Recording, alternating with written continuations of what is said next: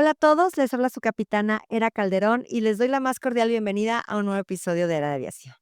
El día de hoy tenemos a una gran invitada, Rosa María Montero, experta en Derecho Aeronáutico. Rosa María Montero es maestra en Derecho por la Facultad de Derecho de la Universidad Nacional Autónoma de México, que es la UNAM, con una destacada trayectoria en el ámbito de Derecho Aeronáutico, Derecho Administrativo, Derecho de Transporte y Derecho Internacional. Es miembro del Instituto Iberoamericano de Derecho Aeronáutico, del Espacio y de la Aviación Comercial y fundadora de la Asociación Mexicana de Abogados en Derecho Aéreo y Espacial. De 1977 a 1989 fue funcionaria en la Secretaría de Comunicaciones y Transportes al frente de dos departamentos, de Asuntos Internacionales y Transporte Aéreo Internacional.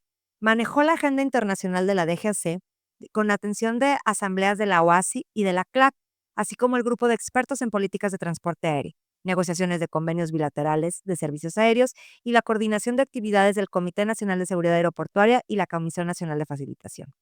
Ha sido asesora jurídica para el Consejo de Pilotos Aviadores de México, del ASPA y de empresas de transporte aéreo y entidades aeronáuticas nacionales e internacionales. Encabezó la elaboración de los anteproyectos de reglamentos de las leyes de aviación civil y de aeropuertos en 1998, entre otras. Desde 1990 forma parte del personal académico de la UNAM en las facultades de Derecho y Ingeniería. Ha recibido las distinciones de Medalla Juan Sarabia de Excelencia Aeronáutica en 2001 y la condecoración Emilio Carranza por 25 de años de trabajo en favor de la aviación nacional. Y ahora quiero invitarte a que te suscribas al canal de YouTube, ya que tu suscripción es el combustible que alimenta este vuelo y nos ayudarás a alcanzar nuestra meta de 5,000 seguidores. No te pierdas ni un solo episodio ni el contenido exclusivo que traemos de entrevistas con líderes del sector y análisis de la industria aeronáutica. Activa la campana de notificaciones y volemos juntos hacia nuevos horizontes. Ahora sí, abróchense los cinturones, que estamos por despegar. Hola, hola, les habla su capitana Era Calderón y les doy la más cordial bienvenida a un nuevo episodio de Era de Aviación. El día de hoy tenemos a una gran invitada, Rosa María Montero, a quienes ya presentamos hace unos momentos. Bienvenida, Rosa María.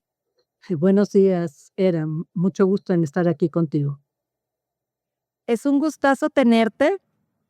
Para mí es un gusto estar en tu plataforma. La he seguido con mucho interés y bueno, expreso mi felicitación por este esfuerzo que llevas a cabo de difusión y te agradezco mucho que me consideraras. Estoy aquí con mucho gusto. Muchísimas gracias, Rosa María. El día de hoy, pues vienes a platicarnos sobre un tema fundamental en el transporte aéreo global, que son los convenios bilaterales. Estos acuerdos, pues obviamente definen las reglas del juego para la conectividad entre países, son clave para garantizar el flujo de pasajeros, de mercancías, fomentar el desarrollo económico y fortalecer las relaciones internacionales. Esto va desde la asignación de derechos de tráfico hasta la capacidad operativa de aerolíneas. Estos convenios bilaterales, pues, son la base sobre la cual se construye la aviación comercial moderna. Su mayor relevancia, creo yo, que radica en que los tratados constituyen una fuente principal del derecho internacional contemporáneo, pues representando la manifestación más clara de voluntad de los estados para crear obligaciones jurídicas vinculantes. Y de esto y mucho más vamos a estar hablando el día de hoy, pero antes, por favor, Rosa María, cuéntanos un poco de ti, cómo llegas al sector aéreo. Bueno, yo llegué al sector aéreo de manera casual. Yo creo que muchos de los que llegamos al sector lo hacemos así. En mi caso, cuando yo terminé la carrera, eh, estaba enfocada a la criminología y a la medicina forense. Entonces, estaba yo esperando una plaza para trabajar en el Consejo Tutelar para Menores, pero se dio la oportunidad de que se abriera una plaza o que estuviera vacante una plaza en la Dirección de Aeronáutica Civil. Yo en ese entonces estaba dando clases, daba clases de inglés en un colegio. Me acababa de recibir hacía unos meses, un par de meses, y una de las, alumnas comentó en una sobremesa que su miss de inglés era abogada, y que entonces su tío, que andaba en ese momento buscando un abogado que hablara inglés para cubrir esa plaza que se había, quedado vacante, pues me llamaron para hacer una entrevista, me entrevisté con el funcionario, y a partir de ahí me quedé 11 años trabajando en la aviación, en la función pública. Así fue como llegué y ahí me quedé con mucha satisfacción, porque llegué además a un área muy bonita que fue el área internacional. Estaban vacantes 2 oficinas, la de organismos internacionales y la de los convenios bilaterales. Y lo de siempre, ahora hay que preparar una reunión para la Comisión Latinoamericana de Aviación Civil, me tiembla la cachucha. Mañana hay que preparar, la reunión con la revisión del convenio bilateral, entonces hay que cambiarse la cachucha. Entonces, yo atendía las 2 oficinas, y así fue como al cabo de un año, más o menos, se decidió, fraccionar o separar el área de organismos internacionales, asuntos internacionales, y crear un nuevo departamento que tuvieron a bien encomendarme la titularidad, y ahí me hice cargo de todo lo que era atender las reuniones de asamblea, de comités de grupos de expertos, etcétera, comité ejecutivo, de la Comisión Latinoamericana de Aviación Civil, de la asamblea de la OASI, etcétera. Y ahí fue donde me desarrollé por más tiempo. En ese departamento se llevaba también, era muy interesante porque aparte del compromiso internacional, cuando ya lo traduces a acciones nacionales, pues tienes que, coordinar con distintas autoridades, por ejemplo, el programa de facilitación y el programa de seguridad de la aviación civil. Se habían creado Comité Nacional de Seguridad Aeroportuaria y la Comisión Nacional de Facilitación, y teníamos que reunirnos con las autoridades en distintas ramas, y eso te va abriendo un panorama mucho más amplio de lo que es el transporte aéreo. No solamente es, la prestación de los servicios de ruta, etcétera, y todo lo que tiene que ver con la asignación de espacios en los aeropuertos, sino también el poder, darle vida a estos programas y estas acciones y a estos compromisos internacionales de asegurar la aviación para protegerla contra actos de interferencia ilícita en su momento y para también prevenir la comisión de delitos utilizando de mala manera, pues, las facilidades que te presta el servicio de transporte aéreo. Por otro lado, pues, al tener que hablar con, autoridades de aduanas, migración, sanidad, pues, entonces también y llegar a acuerdos con ellos para facilitar los trámites de ingreso de los pasajeros internacionales y de la carga internacional, pues, fue muy enriquecedor también. Mucho trabajo, pero fue muy enriquecedor. Entonces, fueron años muy, gratos, muy bonitos, ¿no? Y en el ámbito internacional, pues, el darte la oportunidad de asistir como parte de las delegaciones mexicanas que representaban al país, ver tu nombre cuando dice México, ¿no? Pues eso es muy agradable también, eso es una satisfacción personal y un crecimiento profesional también muy importante. Entonces, el conocer a otras autoridades aeronáuticas, el convivir en esos foros internacionales, pues, después abrió camino para cuando negociábamos los bilaterales, pues, ya nos conocíamos, ¿no? Entonces, era también muy grato esa relación de convivencia bilateral, a pesar de que cada quien llevaba su camiseta y cuidaba sus objetivos en una negociación. Entonces, fue muy bonito y fue complementario. Ya cuando pasé al departamento de transporte internacional, pues, yo tenía el contacto con los gerentes. En esa época se reunía lo que se llamaba la Comisión Asesora del Transporte Internacional, que era un grupo de trabajo. Realmente no existía formalmente la comisión, era un grupo de trabajo, pero, era previo a las negociaciones de un convenio bilateral. Entonces, reuníamos las autoridades, ¿no?, de aviación, pero también relaciones exteriores, turismo en su momento. Si había algún otro tema de aduana o de migración, también se reunían estas autoridades, pero lo más importante, se reunían las líneas aéreas. Entonces, las líneas aéreas llevaban sus propuestas de, ampliación de sus servicios, etcétera, y en base a ello es que se llegaba a resolver si estábamos en condiciones de negociar un bilateral o si se optaba, en todo caso, por seguir otorgando permisos unilaterales en base a reciprocidad y no llegar a un compromiso que en realidad no se iba a poder ejecutar de manera bien y efectiva, que era, digamos, la política aeronáutica de ese momento, la real y efectiva reciprocidad, que por cierto es un principio que está recogido, o que se recoge en algún momento en el reglamento de la Ley de Aviación Civil. Entonces, en ese entonces, pues, estas negociaciones bilaterales y lo previo, que eran las reuniones con la industria, pues, eran también muy enriquecedoras. Conocías a la gente de las aerolíneas, tanto, nacionales como también de las aerolíneas extranjeras, porque cuando llegábamos a negociar a otros países, pues, ahí estaban los representantes, los gerentes generales de las grandes empresas del otro país. Entonces, fue una época muy enriquecedora, muy bonita, de mucho trabajo, de mucho esfuerzo. Una gran trayectoria, querida Rosa María, sin duda de muchísima experiencia, de muchísimo trabajo, como comentaste. Además, eres, bueno, como ya comentábamos, docente en la UNAM y consultora. Y me gustaría para comenzar de todo esto que has estado platicando, para nuestros tripulantes que a lo mejor no están tan familiarizados con el tema de qué es un convenio bilateral y la importancia de que es un convenio bilateral también para el transporte aéreo, ¿no?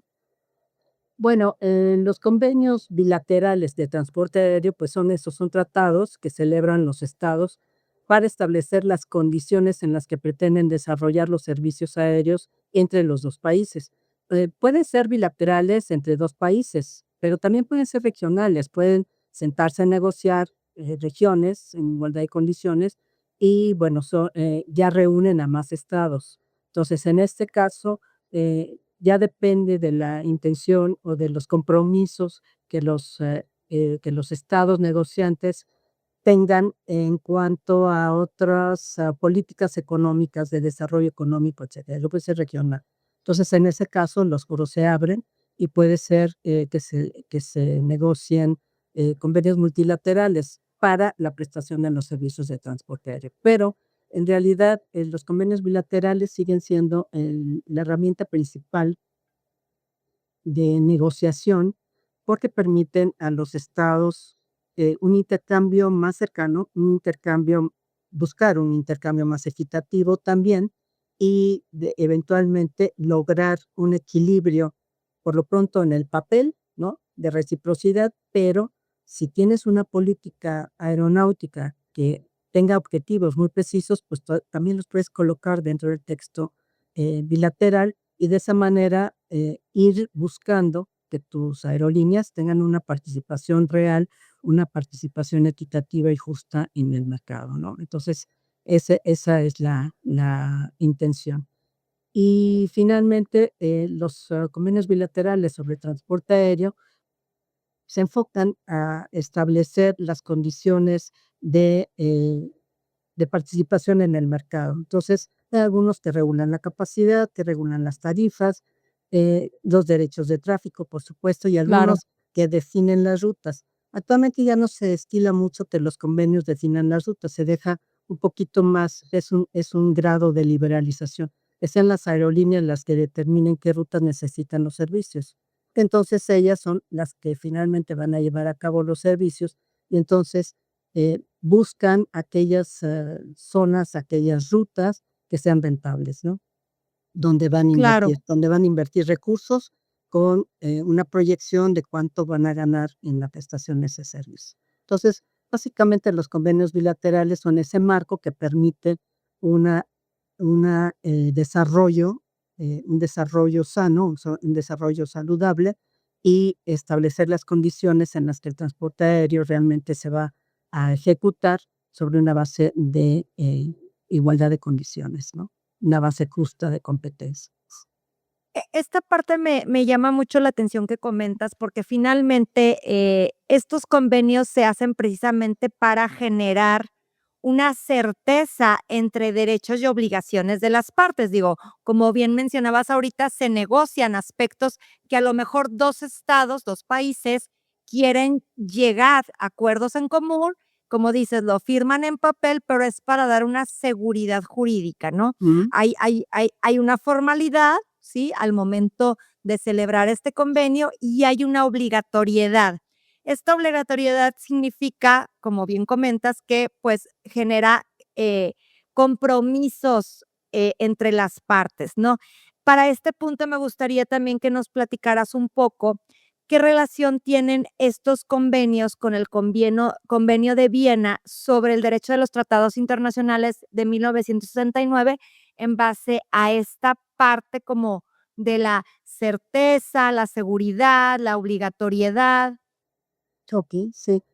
Bueno, todo convenio bilateral de transporte aéreo, pues, se rige por las normas del derecho de los tratados, que está Así contenido es. en la Convención de Viena de 1969. Ahora, ¿en qué aspectos? Bueno, en todo lo que tiene que ver con la negociación, es una negociación diplomática, la firma del convenio y obviamente, pues, en ese lapso entre la negociación significa la discusión del clausulado, porque en el clausulado están establecidos precisamente los compromisos que va adoptando cada país. Entonces, se discuten las cláusulas y se llegan a, acuerdos en cuanto al contenido de la cláusula, de cada uno de los Correcto. artículos del convenio. Entonces, no es que aceptes así plenamente, la solicitud del otro país, no, tienes la oportunidad de negociarlo. Entonces, la Convención de Viena, establece las normas sobre la negociación, la firma, la ratificación, la entrada en vigor del tratado, su interpretación también, ¿no? Y también, por ejemplo, en este caso, el reconocimiento de 2 versiones. O sea, cuando tú negocias un bilateral y tu idioma es español y el idioma de tu contraparte es inglés, pues, tienes el derecho de negociar sobre la base de tu idioma. Entonces, al final se firman Así 2 es. versiones, la versión en inglés y la versión en español, y están avaladas las 2 y están aceptadas las 2. Entonces, cuando surge algún tipo de controversia y que se tiene que interpretar el convenio, pues haces valer tu interpretación en español, porque a eso te comprometiste tú, es lo que tú entendías de idioma y es lo que tú entendías de compromiso. Em, el aceptar un idioma, como de este es universal, todo el mundo habla ya el inglés, bla, bla, bla, sí, pero el firmar un compromiso solamente en el otro idioma te pone a ti en una desventaja, porque cuando se va a interpretar una cláusula, pues te van a hacer Así es. valer lo que allá se interpreta o en ese idioma se interpreta, ¿no?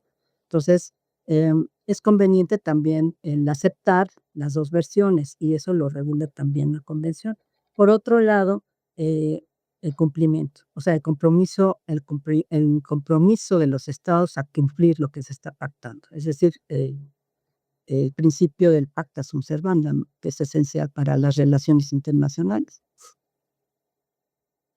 Muy claro cómo lo expones, Rosa María, porque finalmente, los estados van de común acuerdo, negocian a llegar a estos puntos en común que los benefician a ambos y como bien dices, tiene, estos principios del derecho internacional de los convenios, en que el principio de pacta sunt servanda es que los tratados deben de cumplirse de buena fe. Los Exacto, países, los estados acuden a celebrar estos convenios porque quieren tener estos beneficios en común, ¿no? es En cierto. relación a esto, ¿qué rol juega precisamente la soberanía nacional en nuestros acuerdos? ¿Cómo se equilibra con las obligaciones internacionales? Este es un tema que me parece muy interesante, ¿no? Ujú. Bueno, en el caso de la celebración de un compromiso internacional, también te rige el principio de libre consentimiento de las partes. O sea, nadie te fuerza, porque está prohibido, hay un principio de no coerción, de no dolo, de que no debe existir dolo, ni mala fe, ni error en lo que estás firmando. Entonces, el libre consentimiento de las partes te lleva precisamente a tener muy claro lo que te estás comprometiendo. Por eso lo negocias, por eso lo Correcto. revisas. Ahora, también es igualdad soberana. Por lo tanto, es inaceptable que haya coerción o coacción o corrupción en algún momento para que tú llegues a firmar o aceptar un compromiso que realmente no está dentro o no está enmarcado en este principio del libre consentimiento, pues, habría un error, ¿no? Un vicio de consentimiento en ese Sí, sentido. Entonces, la soberanía radica en los estados. Es decir, cuando tú vas a negociar un bilateral, la primera cualidad que debes de tener es que seas un estado soberano, si no, no te puedes sentar a negociar nada. La segunda es que si tú tienes una política, pública, una política aeronáutica que te corresponde a ti desarrollar, que te claro. corresponde a ti contemplar y mantener, y tener una orientación hacia los objetivos muy claros que tú quieras alcanzar dentro, no solamente del desarrollo de tu industria aeronáutica, que eso tiene también sus muchos objetivos, ¿no? Sino, una política de reforzamiento de la soberanía nacional, de reforzamiento de la soberanía económica y también, ¿no?, en un momento dado, de, una planeación del desarrollo económico de tu país. Dentro de eso va el turismo, va el comercio, etcétera. Pero también la creación de empleos, la conservación de buenos empleos profesionales bien remunerados, etcétera. Si tú, refuerzas, tu industria aeronáutica, puedes alcanzar esos objetivos, porque entonces vas a estar participando con aerolíneas propias, vas a asegurar una buena participación de tus aerolíneas en los mercados internacionales y por el otro lado, vas a impulsar, eh, los derechos humanos de tu población a tener un trabajo decente, un trabajo bien remunerado, etcétera. Entonces, en ese sentido, es importante que tú, tengas una política aeronáutica que guíe tus negociaciones bilaterales. Y también dentro de esa política aeronáutica, pues, hay que ser congruentes. Tienes que tener un diagnóstico de lo que tienes, ¿no? O sea, por ejemplo, de tu infraestructura, de la capacidad de infraestructura que tienes, de la capacidad aeroportuaria para atender todos los compromisos que estás firmando. Si tu capacidad aeroportuaria es limitada, pues no puedes ir alegremente firmando convenios y compromisos si no tienes la oportunidad o la capacidad de atender toda la demanda de servicios que vas a tener. Entonces, sí, la soberanía depende de lo que tú vayas a negociar y lo que tú comprometas. Ahora, no se ve disminuida, en realidad la soberanía se vería reforzada porque, recordemos ese cambio, importante, ¿no?, que mencionó Boutros Ghali, en relación a que la soberanía actualmente ya no era un derecho absoluto que te mantiene aislado, ya no somos islas, decía él. En el mundo global, pues, se está viviendo en donde hay intercambio, comercial, intercambio político, intercambio de todo tipo para, tener, una complementación económica. En este nuevo mundo, pues, realmente la soberanía la tenemos que entender como una cualidad para interrelacionarte con otros estados. Entonces, Totalmente. no lo veas como una disminución de tu capacidad de autodeterminación, sino velo como una oportunidad para expander oportunidades para tus pobladores también, para para tus líneas aéreas, para tu industria, también en el caso del transporte aéreo, para que puedan acceder a otros mercados y para que, pues, la población tenga servicios globales, tenga acceso a todos los mercados, tenga una conectividad mejor. Entonces, eso beneficia a las personas, a tu población, pero también la beneficia internamente y la beneficia externamente. Entonces, no debe haber un conflicto. Lo que debe haber o no se debe considerar que, el firmar un convenio bilateral es ceder soberanía. Pues la cedes si no tienes un plan, porque entonces Sí, claro. vas y dices: "Bueno, ¿qué quieres?", ¿no? ¿Tú qué quieres? Yo te lo doy, pero ¿tú qué quieres? Pues cuando tú tienes un plan propio, también dices, bueno, tú quieres eso, pero yo quiero esto también. Entonces haces un intercambio recíproco. Entonces, cuando el intercambio se base de reciprocidad, pues no hay disminución de soberanía, hay compromiso recíproco y tú recibes a cambio de lo que das también, ¿no? Fíjate que este punto me parece, yo creo que importantísimo que lo entendamos, ¿no? Porque finalmente hay muchos aspectos que los convenios, hay muchísimos tipos de convenios, convenios en materia laboral, convenios en materia de derechos humanos, Na convenios de libre comercio, ¿no? En este caso, obviamente, estamos hablando de convenios de transporte aéreo, pero finalmente sí son esenciales para los países para efectos de lo que comentabas al inicio, de en el sentido de generar beneficios en este tema de la comunicación, ¿no? Del transporte aéreo. mm, ¿Qué aspectos claves normalmente? Digo, ya lo mencionabas un poco con temas que se benefician el desarrollo económico, el turismo, pero ¿qué aspectos claves suelen abordar estos convenios? Y mencionábamos un poquito como derechos de tráfico, frecuencias de vuelo, que a lo mejor, como bien decías, las rutas ya las están un poco dejando más al albedrío o a la definición por parte de las aerolíneas, ¿no? O sea, ¿qué aspectos son normalmente se acogen en mm, estos convenios de transporte? Hay unos convenios que mm. liberalizan entre algunos Uy, países, ¿no? Como por ejemplo, Argentina con Estados Unidos o con algunos otros países, o República Dominicana con Estados Unidos, que a lo mejor sus mercados, pues, les indican ese tema de liberalización, ¿no? Hay diferentes convenios, ¿no? Platícanos, ¿cuáles son los aspectos que normalmente se suelen abordar en estos convenios bilaterales de transporte aéreo? bueno, los convenios bilaterales, primero se refieren a los principios del Convenio de Chicago, porque Correcto. forman parte, es el mismo mundo, digamos, ¿no? Entonces, es un acervo que se genera, de convenios bilaterales, pero que tienen que ver y que tienen y aceptan los principios del Convenio de Chicago. Entonces, es el primer compromiso que hacen los Estados.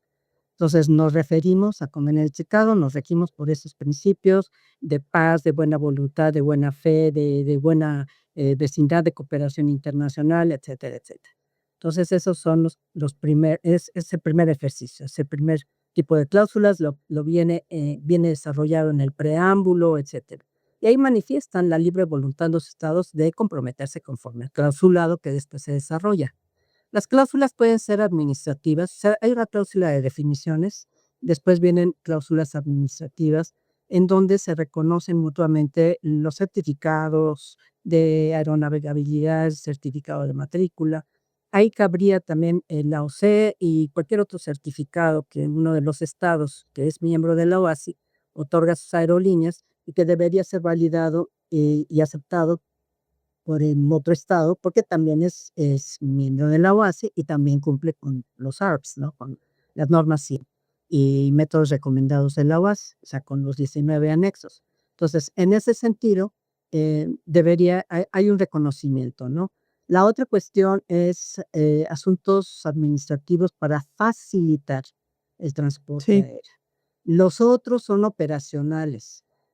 Otros son, bueno, ahora la cláusula de seguridad operacional y la cláusula de protección de la aviación contra actos de interferencia ilícita, que son compromisos muy precisos que ya están contemplados en los convenios multilaterales, pero que en el bilateral se bajan a la relación bilateral para reforzar el compromiso de cuidar que la aviación en el punto de origen y de destino, pues va vigilada, va supervisada, va revisada y no estamos creando un riesgo, ¿no? Un riesgo pues, de un secuestro, de un apoderamiento ilícito o de algún otro tipo de acto que pueda poner en riesgo la aviación. Bueno, también hay, cláusulas que tienen que ver con los, derechos convenidos, y ahí se refiere a las libertades de tráfico. Algunas cláusulas regulan capacidad, otras ya dejan abierta la capacidad en cuanto a designaciones, es decir, en cuanto a operadores que pueden ser designados por cada país para, establecer, rutas aéreas, en ese mercado que se está abriendo. Regulación de tarifas. Hay cláusulas de distinto tipo, por ejemplo, doble aprobación de tarifas. Después se introdujo la doble desaprobación de tarifas. Después la libre determinación de tarifas. Entonces, dependiendo del grado de liberalización que pueda tener el compromiso bilateral que se está firmando, se establece allí si la tarifa debe ser regulada, debe ser registrada, debe ser Correcto. aprobada por ambas partes, o si debe ser desaprobada, si no es desaprobada por ambas partes entra en vigor, o simplemente ni siquiera se somete a la revisión de la autoridad, porque las aerolíneas tienen la oportunidad de libremente establecer sus tarifas. Entonces, son distintos grados de liberalización.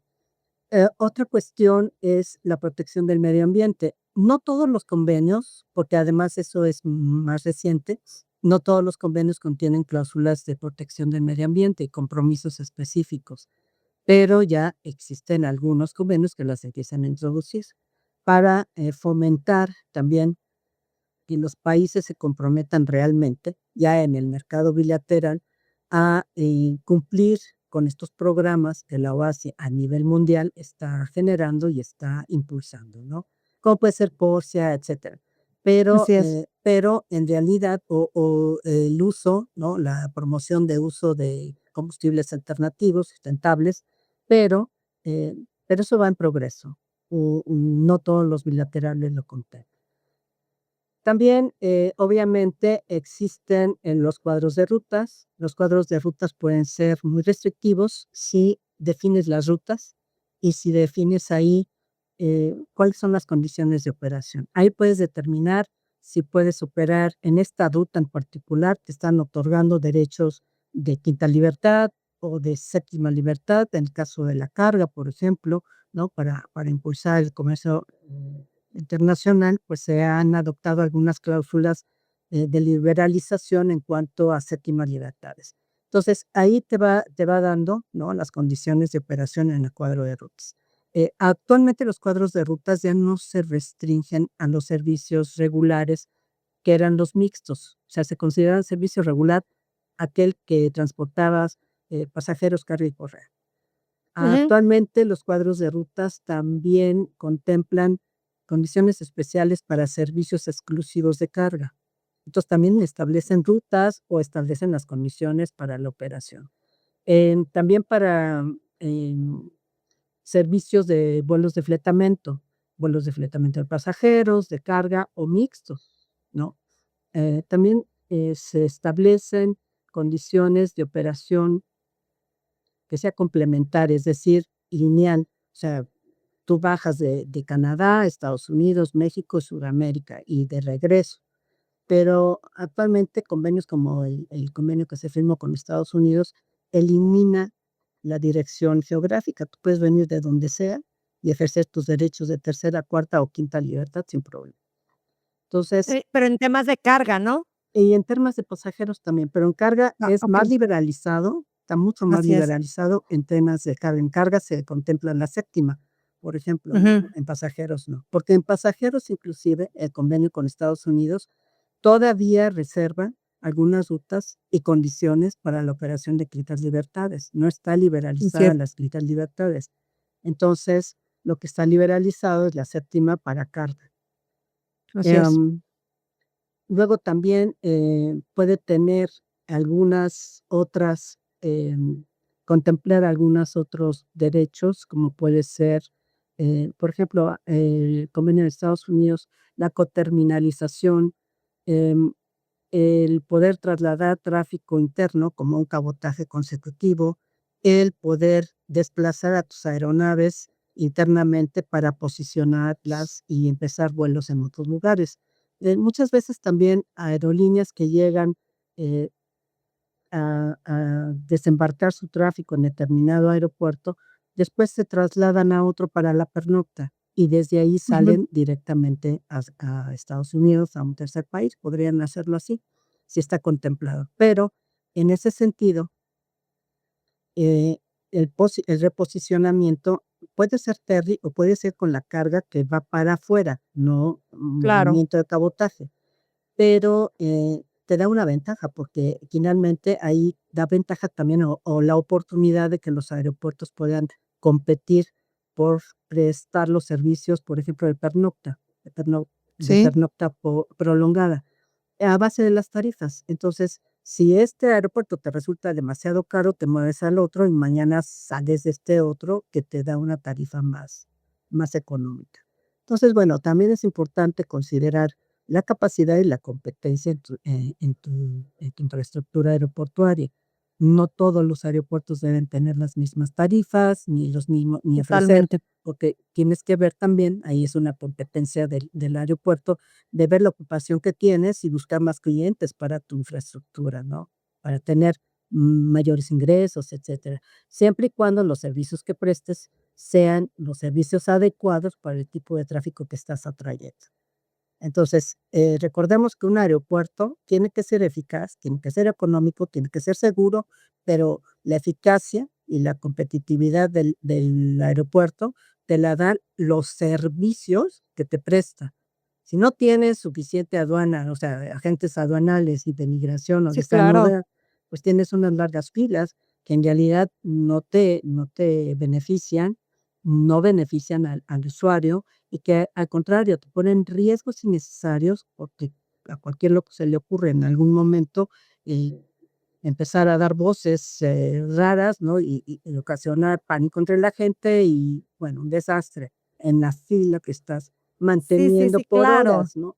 Entonces, eso Sí, y no es generas una angustia, ¿no? Generalizada en ese punto de inspección, o en esa aduana, o en ese migratorio. así es. Y más aún, considerando que lamentablemente, el crimen organizado ha permeado en todos los niveles y en todas las actividades. El transporte internacional, pues, no se ha, eh, sustraído de ese impulso, ¿no? Entonces, lamentablemente, pues, el crimen organizado, con tal de poder llevar a cabo sus actos delictivos, pues, puede ocasionar cualquier tipo de alarma que no sea real, pero es una alarma que obviamente ocasione una reacción de la gente que está haciendo fila para ser aceptada, eh, por migración o por aduana, ¿no?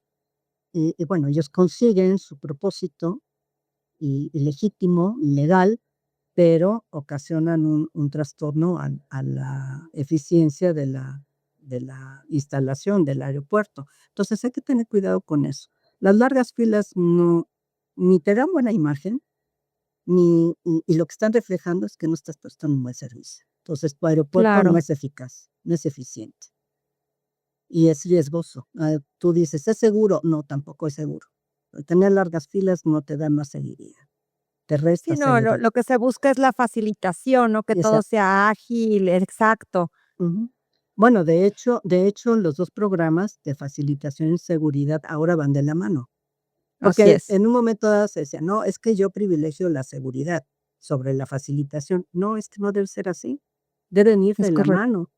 Si no, te pierdes toda la ventaja del transporte aéreo por la facilidad que tiene el pasajero de llegar rápido a su destino. Pero cuando lo citas tantas horas antes y luego cuando llega a su destino lo tienes haciendo fila tantas horas después, pues entonces se pierde la ventaja que tenía el transporte aéreo, ¿no? Entonces, Claro, hay que considerar también la facilitación, porque el centro de la facilitación es el pasajero, el usuario del servicio. A final de así es. cuentas, es a lo que se debe el servicio, ¿no? Sí, y muchos convenios contemplan este tipo de aspectos. ¿Podrías compartirnos, Rosa María, por favor, algún ejemplo de un convenio bilateral exitoso entre países que haya generado un impacto positivo, pues, en economías o en la industria aérea?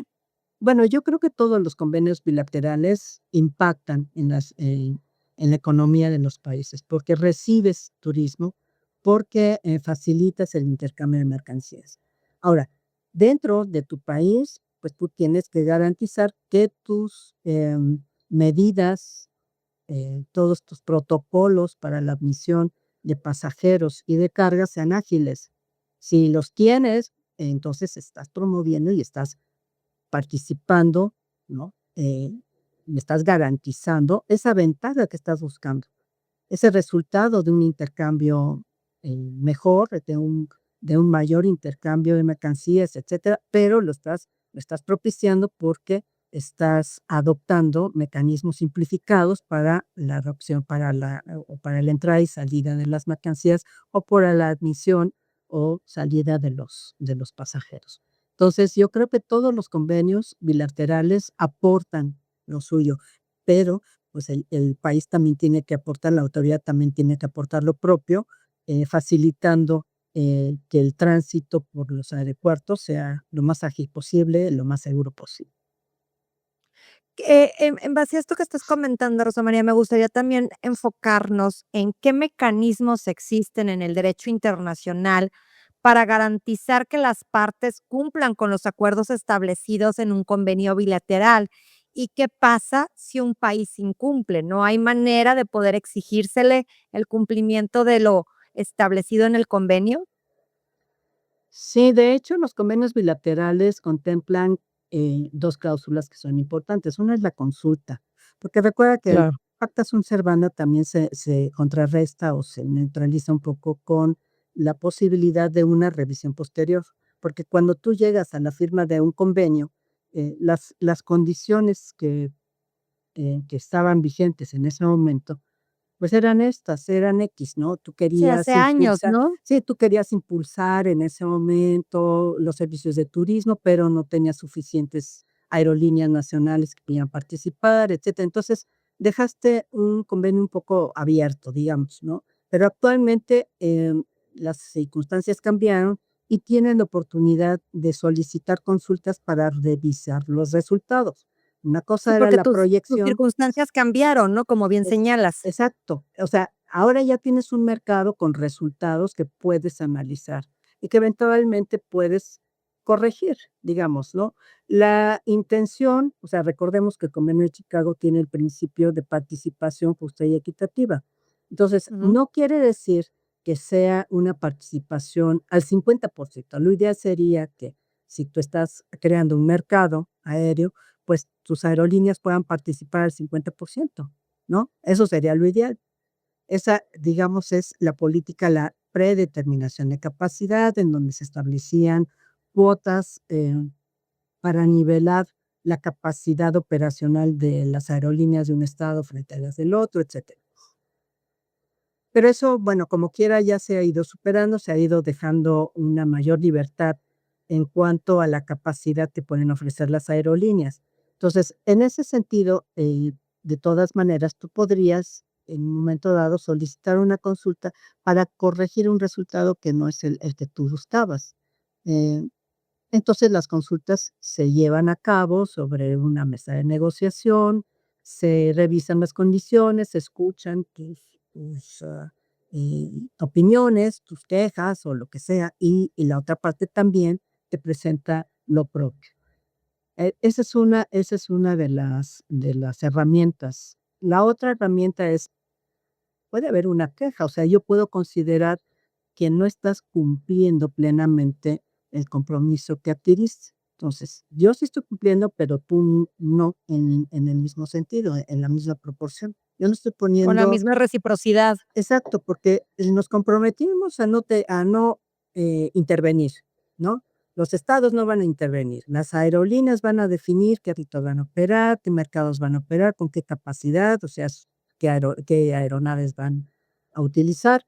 La única limitación que se admite es la capacidad aeroportuaria. Yo no voy a pretender entrar con un avión enorme en un aeropuerto cuya aeronave crítica es menor, de menor capacidad. Pero, pues, si puedo llevar la aeronave crítica y a ese aeropuerto, pues, entonces no tiene por qué ponerme, ningún tipo de oposición o de obstáculo para acceder a esa terminal. Otra medida es la limitación de la capacidad horaria del aeropuerto. Entonces, tenemos algunos aeropuertos que están saturados, o que ya están operando al máximo de su capacidad horaria. Entonces, en ese sentido, pues, no puedo exigir que amplíe o que abra más espacios. Tengo que entender que hay una limitación, pero eso también debe ser, consultado y debe ser establecido sobre bases de no discriminación, porque eso es otro de los principios del derecho internacional.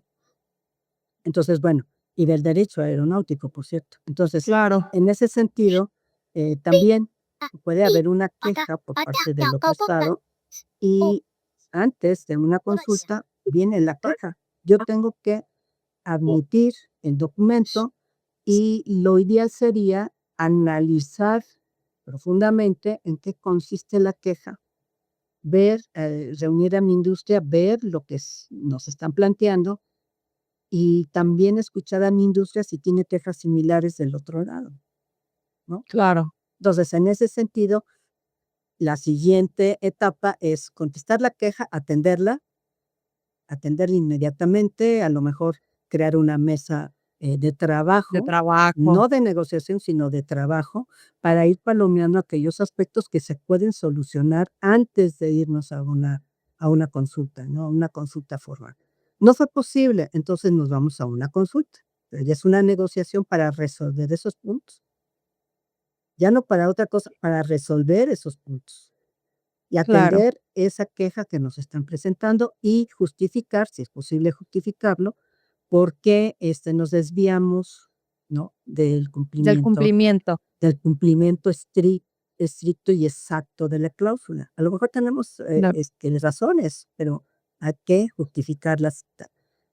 No se va a quedar conforme la otra parte. Habrá que hacer un compromiso de ir resolviendo, a lo mejor paulatinamente, conforme mis capacidades me lo vayan permitiendo. A lo mejor en este momento no lo puedo resolver al 100, pero puedo resolver parcialmente y vamos dejando, para una negociación futura otros rubros, otros aspectos que se van a negociar o que se van a ir atendiendo.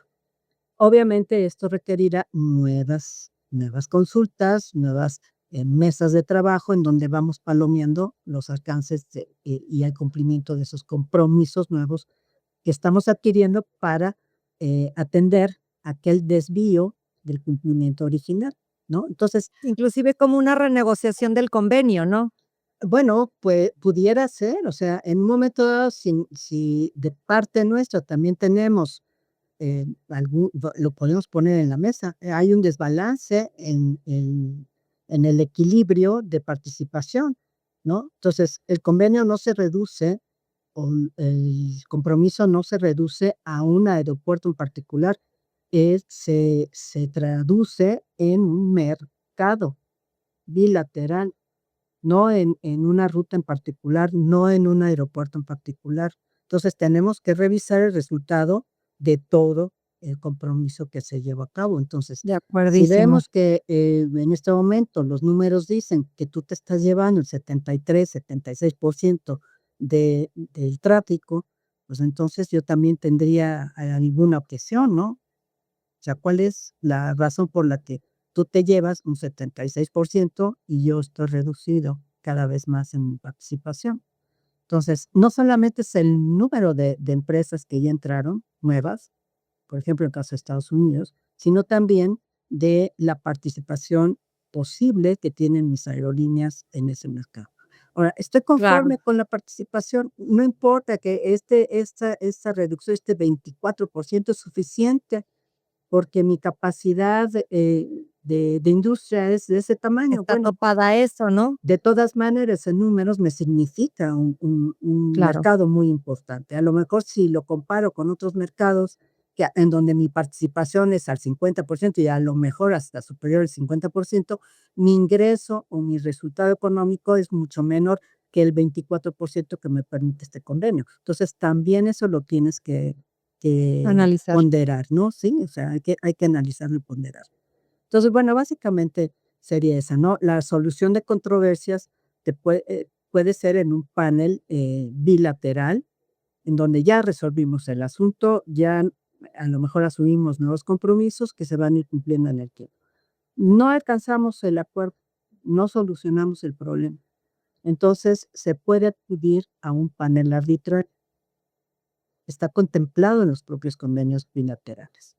Y, en este panel arbitral participa inclusive la OASI, porque precisamente para evitar a irnos a Corte Internacional de Justicia, Así es. que pues resuelve todo tipo de casos, pero que no es una corte especializada en transporte aéreo, mejor voy a un panel arbitral que es mucho más rápido y que puede ser, de expertos, ¿no? Puede estar, em compuesto por expertos. ¿De dónde escojo a los expertos? Bueno, la OASI, publica una lista de expertos Así en es. cuestiones de aviación, en cuestiones de transporte aéreo, y de esa lista cada estado puede elegir a su árbitro, al árbitro que va a llevar su caso, lo va a defender en el panel, y el tercer árbitro lo eligen entre los dos. Si no se llegan a poner de acuerdo, entonces el presidente del consejo de la OASI lo elige. Pues esa es una ayuda que presta la OASI para que se lleve en un plano amistoso y profesional por expertos en la materia, pues la revisión y la interpretación de los compromisos que adquirieron cada uno de los estados en el bilateral específico, ¿sí? O sea, va a aplicar los principios de Chicago, obviamente se van a aplicar, pero también se va a analizar el compromiso específico que firmaron los estados, que ahora se encuentran A en controversia. Sí. Aquí es un punto bien importante lo que comentas, porque finalmente la OASI, inclusive todos los estados miembros, tienen la obligación de reportar a la OASI los convenios que firmaron desde antes del Convenio de Chicago y posterior al Convenio de Chicago. Entonces, la OASI juega como un papel de supervisión, inclusive es promotor de estos convenios internacionales o convenios bilaterales. Y como bien dices, la negociación, el arbitraje son como las partes primordiales en la resolución de conflictos entre los estados, ¿no? Y entonces entra a esta parte como de ser un mediador, ¿no?, entre los estados. No interviene la OASI propiamente, o sea, de manera directa no interviene. Lo No, único no, que no, hace ajá, es proporcionar, la facilidad de los expertos. expertos y, en caso dado, el seleccionar al tercer árbitro, pero no interviene. Ahora, Ajá. sí es muy importante lo que mencionas, porque recordemos que el Convenio de Chicago se complementa con todos los demás convenios sobre Es aeronáutica, correcto. ¿no? Sobre la materia aeronáutica. Entonces, la OASI es eso es muy importante para la OASI. La OASI es el organismo especializado en materia aeronáutica a nivel mundial, ¿no? Pero es un organismo que ve a la aviación de manera integral. No la ve como un servicio comercial que deba competir conforme a las reglas, de la OMC. O, Ajá, aunque sí se adoptan los criterios de competencia sana, ¿no? Evitar la claro. competencia desleal, evitar los subsidios, evitar el dumping, ¿no? De capacidad, etcétera, o de tarifas. Sí, Entonces, totalmente de acuerdo. en ese sentido, aunque aunque hay otros organismos internacionales que regulan aspectos que de alguna forma tiene que cumplir el transporte aéreo o que puedan afectarlo, em, es la OASI la que tiene un sentido integral, observa y aplica o adopta esos compromisos o esos objetivos de otros organismos internacionales, pero los traduce a su ámbito de aviación civil. Ujú. Entonces, eso es muy importante porque todos los programas, los grupos de expertos, toda la normatividad que va emitiendo la OASI, los compromisos que se adquieren a nivel mundial, son integrales, no perjudican al transporte aéreo. Y eso debe ser replicado también internamente. Es decir, la autoridad aeronáutica o el Estado mexicano en este caso, el Estado mexicano tiene que garantizar que el transporte aéreo cumpla con todas las obligaciones de aduanas, migración, sanidad, lo que quieras, pero desde el punto de vista de transporte aéreo, sin perder esa esencia de facilitación de los servicios. Entonces, debes buscar la manera de ver al transporte aéreo de manera integral en tu país. Y cuando hagas una política aeronáutica o una planificación de desarrollo de infraestructura, etcétera, considera integral todo lo que es el transporte aéreo. No lo desmenuces ni lo desnaturalices, porque entonces ya no vas a poder defender o alcanzar los objetivos que te estás planteando que debe cumplir el transporte aéreo dentro de tu desarrollo económico, tus metas de planeación económica, ¿no? Entonces, es muy importante que no se pierda esa situación, esa situación de integralidad que conserva la OASI, pero que tendrían que conservar también los estados en sus legislaciones, etcétera. Porque de repente Interna. vemos que cada autoridad pues, quiere normar directamente a la aviación sin un criterio integral de lo que es el transporte aéreo. Entonces hay que tener mucho cuidado con eso, ¿no? Este punto es yo creo que vital, Rosa María, que estás tocando, porque, el derecho internacional, o sea, bueno, el derecho aeronáutico se funda principalmente en los tratados internacionales, perdón, en los tratados internacionales, siendo como hemos venido comentando, el Convenio de Chicago, pues, su columna vertebral. Ujú, Y de ahí deriva que todos los estados que formamos parte de la OASI tenemos que aplicar estos convenios que se han firmado, irlos integrando a nuestra normatividad interna, como bien mencionas. Los tenemos que ir, obviamente, adecuando a nuestras circunstancias, pero yo creo que aquí el punto importante que señalas es que lo tenemos que ver como un total, de manera holística. No nada más voy a cambiar esto aquí sin perder de vista lo que ya tengo celebrado o los convenios que ya tengo celebrados en materia de transporte aéreo, en materia de podemos mencionar un sinfín de convenios, ¿no? ¿Por qué? Porque finalmente es lo que nos rige, ¿no? O sea, el derecho aeronáutico tiene un tema que busca la uniformidad por temas de seguridad global, o sea, tiene un ámbito, estándares uniformes de seguridad, ¿no? Promover el comercio, o sea, hay muchísimas temas que no deben de ser olvidados por cada estado, de acuerdo a los convenios que está celebrando el país precisamente, ¿no? Y en este sentido, sin perder este objetivo, creo que es importante porque luego las los ujú, entes de gobierno cambian, ¿no? En cada estado, cambian, son más temporales, ujú, y a lo mejor se pierde el objetivo de lo que se venía manejando en una política aeronáutica de cierto país, porque cambia la corriente política, ¿no? ujú. Entonces, ¿cómo deberían de visualizar siempre? Y es algo que yo menciono mucho, inclusive en mis clases. La industria aeronáutica, el personal de la industria aeronáutica muchas veces tiene un periodo más prolongado, ¿sí? Las aerolíneas, los aeropuertos y el personal que está a veces en la parte aeronáutica, en la política aeronáutica o en las autoridades aeronáuticas es más cambiante conforme a los periodos, pues, de cada gobierno, ¿no?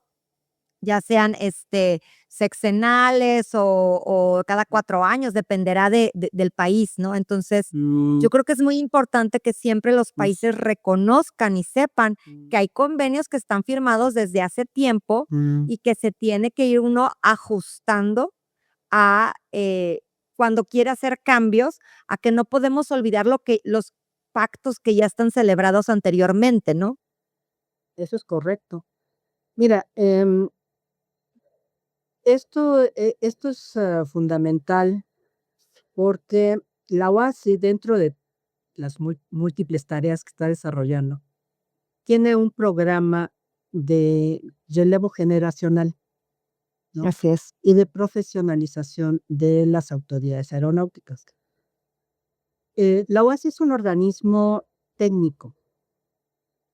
De hecho, por ejemplo, cuando los estados nombraban a sus representantes en el Consejo Permanente, la OASI solicitaba que el perfil de esa persona que ibas a seleccionar como tu representante ante el consejo de la OASI fuera un experto en cuestiones de aviación, tuviera conocimiento, un desarrollo profesional, en fin, que fuera parte de la industria aeronáutica, que Ujú. conociera la industria aeronáutica.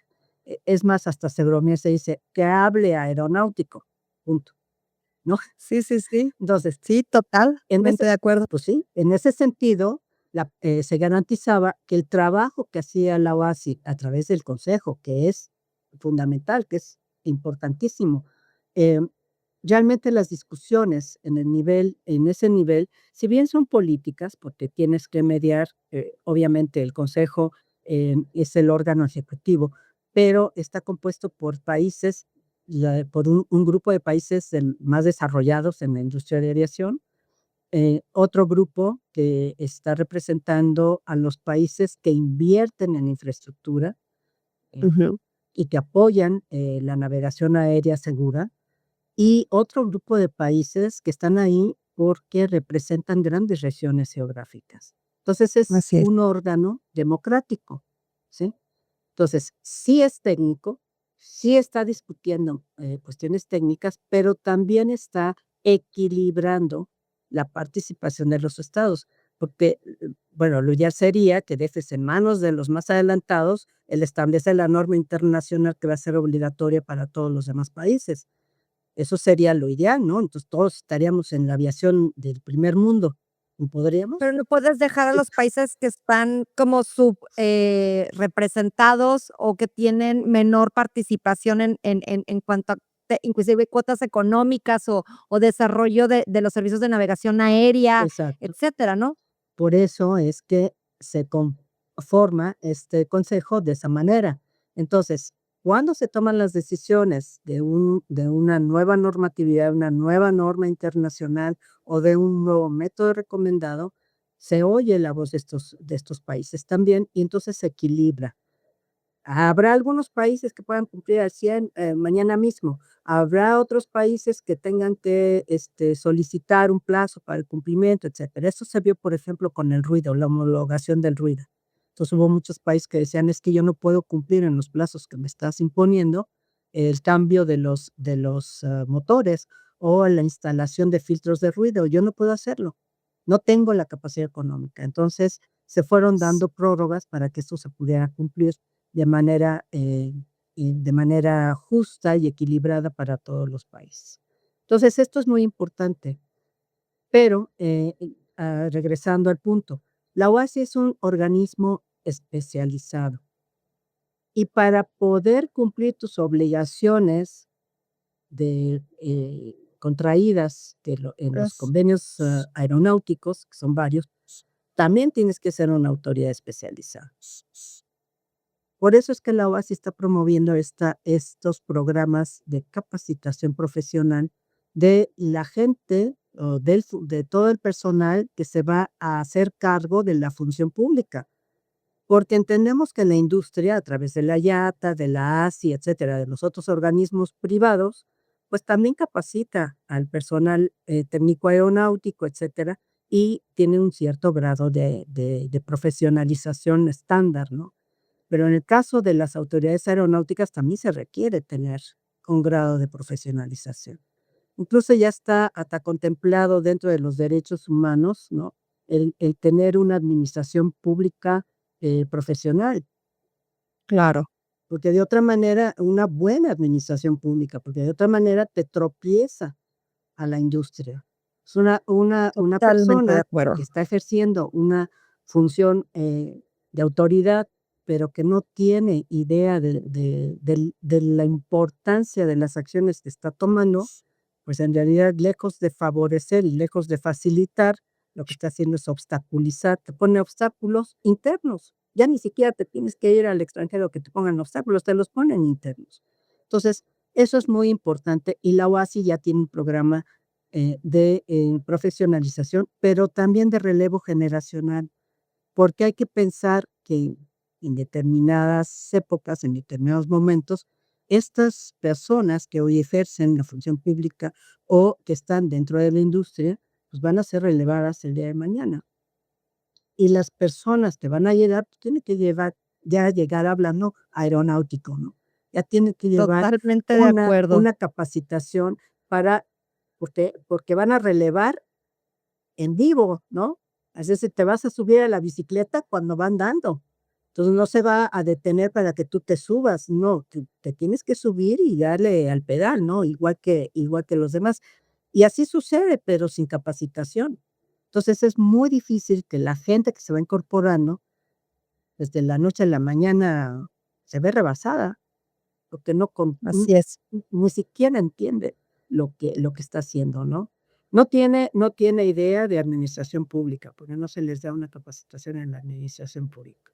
Y luego llegan y tampoco tienen el lenguaje aeronáutico, no lo entienden, ni entienden la profundidad. O si llegan con una especialidad, pues se concretan a lo que ellos conocen. Si hay ingenieros aeronáuticos que están en el área de operaciones, ellos se concretan a las operaciones. Si hay licenciados que están en el registro aeronáutico, se concretan al registro aeronáutico, pero la aviación es transversal. Sí, no, y es un todo, o sea, tienes que verlo holísticamente de todo lo que abarca la industria, aeronáutica, ¿no? La Así es, industria de la aviación. así es. Entonces, eso es lo que se busca. En el caso de la OASI, lo entiende así, es un organismo especializado, es integral y los estados deben organizarse de una manera similar. Deben ser profesionales para entender, a la aviación en su conjunto, no por separado, no por pedacitos, ¿no? Sino Claro. de manera conjunta, de manera integral. Ya estamos preparándonos para aterrizar y, Rosa María, ha sido una plática fascinante. Para ir cerrando, quisiera que me comentaras, en tu opinión, sí, ¿hacia dónde crees que se dirigen los convenios bilaterales en el transporte aéreo en los próximos años? ¿Veremos más de estos convenios multirregionales, Mm. o veremos más convenios, o sea, bilaterales entre países, llegando a lo mejor a más libertades? Platícanos un poco cuál sería tu visión. Bueno, yo creo que los bilaterales tienen larga vida todavía. Irá, como, eh, impulsa la OASI, una liberalización progresiva del transporte aéreo, y uno de los, mecanismos podría ser los acuerdos multilaterales, porque de esa manera, se evitaría que cada, país o cada 2 países al momento de firmar un bilateral, tengan cláusulas específicas, diferentes, que contrasten con otras cláusulas más modernas, porque también los convenios van introduciendo nuevos conceptos, y Claro. entonces vas a tener un convenio que, aunque en el fondo tenga, la misma intención, el lenguaje cambió respecto a los convenios más actuales. Entonces, aquí no rige la cláusula de la nación más favorecida en este sentido. En algunos sí, pero en este sentido no. Entonces vas a la letra de tu convenio. Si firmaste un convenio en 1980, que no tenía cláusulas de competencia sana, o que no tenía cláusulas de libre transferencias de divisas, o lo que sea, ¿no? O de ruptura de carga, todavía tenía ruptura de carga y control efectivo, etcétera. Y ahora ya tienes una política diferente, pero no has actualizado esos convenios, pues ese convenio se quedó con esas cláusulas. Y los nuevos convenios contienen cláusulas diferentes y un lenguaje distinto. Entonces, la OASI dice, bueno, ¿por qué no se ponen de acuerdo por regiones? Firman un multilateral, ¿no?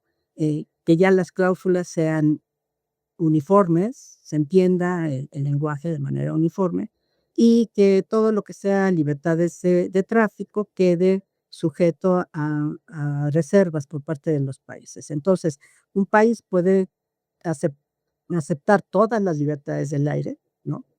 De la 1 a la 9, y otros países pueden reservarse de las 5 a la 9, así, ¿no? Sí. Entonces siguen siendo convenios, aunque tengan cláusulas de liberalización, en la práctica siguen estando limitados a acuerdos de terceras y cuartas libertades, porque además te da la posibilidad de ya negociar de manera bilateral el intercambio de derechos de quinta libertad.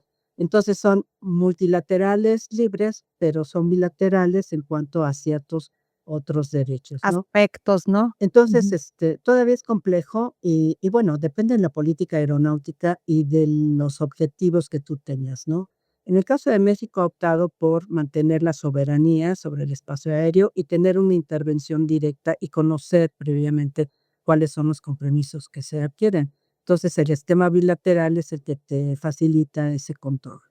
Entonces, yo creo que sí se va a nadar nuevas, prácticas, la firma de otros convenios, pero ya depende de cada país si acepta un compromiso multilateral con reservas, o se queda en el ámbito bilateral porque no encuentra que en el ámbito multilateral pues le provea de mayores beneficios, ¿no? Eso ya dependerá Claro. de cada país. Finalmente, Rosa María, ¿qué consejo le darías a los jóvenes que estén interesados en el derecho aeronáutico, en el derecho internacional y su aplicación en la aviación, ¿no? Digo, porque este tema podemos pasar horas tú y yo estoy eh, encantada de estas pláticas, me fascina el derecho, entonces, y obviamente especialmente el derecho aeronáutico, pero ¿qué consejo le darías a los jóvenes que puedan ver en el derecho aeronáutico como una carrera, ¿no? Sí, efectivamente, el derecho aeronáutico te permite desarrollar una carrera muy es una actividad muy generosa, y es una actividad, que tiene especialidades incluso para los abogados, ¿no?, de derecho aeronáutico, pues, te puedes ir al ámbito comercial, sí, empresarial, ¿no?, contractual, ¿no?, especializarte en ese tipo de derecho aeronáutico. Te puedes ir al ámbito penal, porque hay derecho aeronáutico penal, te puedes ir Claro. al administrativo, porque, pues, también hace falta, autoridad aeronáutica, nos hace falta mucha gente en la actividad en la autoridad aeronáutica, pero gente capaz, gente con capacidad y con conocimiento. Y el conocimiento no se improvisa, lo puedes ir, armando tú de manera autodidacta, ¿no? O participando en los foros internacionales, etcétera, Claro. pero, es más difícil. Yo creo que una formación en derecho aeronáutico es indispensable para una buena función, ya sea privada o pública. O sea, el ejercicio es muy amplio y las nuevas generaciones tienen la opción, tienen la oportunidad de entrar en esta actividad que tiene, la ventaja de poderte ofrecer una amplia gama de desarrollo profesional muy satisfactorio. Muchísimas gracias, Rosa María. Ha sido un placer que hayas estado platicando con nosotros. Te agradezco mucho, pero quisiera, tomar esta oportunidad también para agradecer a aquellas personas, porque, bueno, con este resumen y este repaso de mi trayectoria profesional, me has dado la oportunidad de recordar a mucha gente a la que les debo, pues, el crecimiento profesional y personal también. Particularmente quiero recordar y hacer un homenaje al licenciado Eduardo Medina Urbizu. Es muy querido por los que lo conocimos, es una persona, fue una persona muy generosa, ya falleció lamentablemente, pero también una persona muy admirada y muy querida en el medio porque él fue el artífice del capítulo especial de tripulaciones aeronáuticas de la Ley Federal de Trabajo.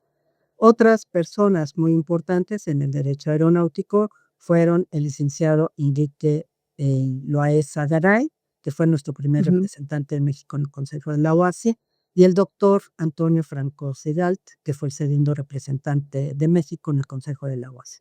Pero particularmente y muy especialmente mi recuerdo muy cariñoso para el licenciado Eduardo Merino Ortiz.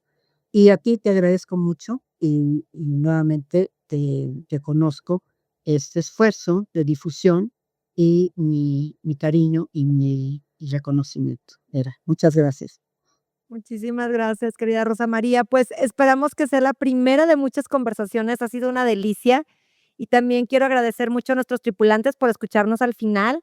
No olviden suscribirse a nuestro canal en Spotify y YouTube y compartir el episodio. Y pues bueno, nos vemos hasta el siguiente vuelo. Hasta la Gracias. próxima. Hasta luego. Un beso, querida Rosa. Igualmente. Chao.